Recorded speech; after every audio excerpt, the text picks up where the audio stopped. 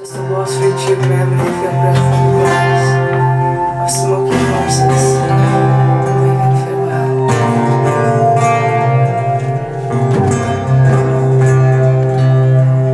So I just generally tend to start off the day checking that everything's actually going to work, because I generally tend to spend a couple of hours before I perform with a soldering iron and a pair of pliers. Fixing things. This is a Mando cello, which is a cello mandolin, which I made.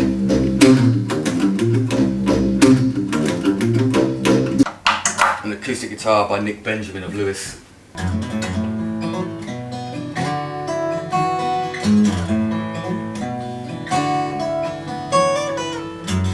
Also here the Crystal Sisters. They're a bit of a they may not be tuned yet. They need their tuning fixed.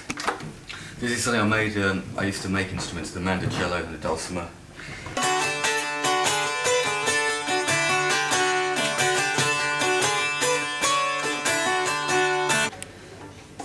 And the fiddle.